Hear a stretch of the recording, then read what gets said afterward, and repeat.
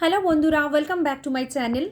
তো বন্ধুরা, আজকে তোমাদের সাথে একটা বিশাল ইম্পর্ট্যান্ট ব্যাপার শেয়ার করব, কারণ এইটা নিয়ে আমাকে অনেকে কোয়েশ্চেন করেছে কি আমার ছোট্ট বেবি ন্যাপি পরে থাকে, তার ফলে র্যাশ হয়ে যাচ্ছে, আর আমাদের কি উচিত সারাদিন বাচ্চাদের ন্যাপি পরিয়ে রাখার?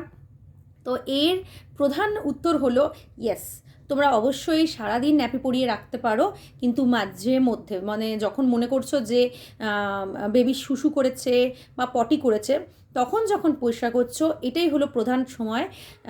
তখন তোমরা কি করবে, বাচ্চাটার ওই জায়গাটা ক্লিয়ার করবে। প্রথমত একদম হালকা হাতে নরম কাপড় দিয়ে, কোনো কিছু দিয়ে ডরাডরি করবে না।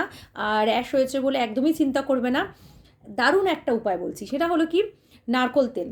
নারকোল তেলটাকে তোমরা একটু গরম করবে, হালকা করে দেখবে হাতে যে গরম কিনা, বাচ্চাটা সহ্য করতে পারবে কিনা, এরকম হাতের এইখানে নিয়ে তোমরা এইখানে নিয়ে লাগিয়ে দেখে নেবে। তারপরে কি করবে, ওর মধ্যে একটুখানি, জাস্ট একটুখানি ভেজলিন, মানে কতটুকু বলবো, একদম এরকম, আবার একটু গরম করবে, দেখবে ওর সাথে একদম মিলে গেছে। হাত দিয়ে এমন করে মিলিয়ে নেবে, তুমি নিজের হাতে সহ্য করতে পারবে। অ্যাজ এ মাদার তুমি অবশ্যই পারবে, আমি তো পারি। ওরম করে কি করবে, আস্তে আস্তে আলতো আলতো হাতে বাচ্চার পুরো মানে প্রাইভেট পার্টে সুন্দর করে, মানে প্রাইভেট পার্টে আশেপাশে সুন্দর করে, যেখানে তোমার মনে হচ্ছে র্যাশ হয়েছে বা হতে পারে বা ওদের কষ্ট হতে পারে, ইরিটেশন হচ্ছে, ওই জায়গাগুলোতে লাগিয়ে দেবে। 5 থেকে 10 মিনিট তুমি খুলে রেখে দেবে।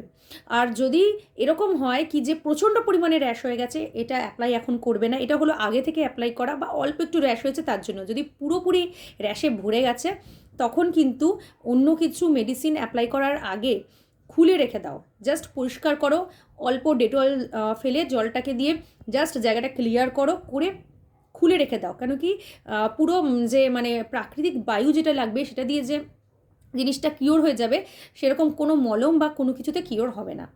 তো তোমাদের এই টিপসটা কেমন লাগলো আমাকে কিন্তু অবশ্যই জানিও, আর ডেফিনেটলি এটা কিন্তু অ্যাপ্লাই করো। টাটা বন্ধুরা।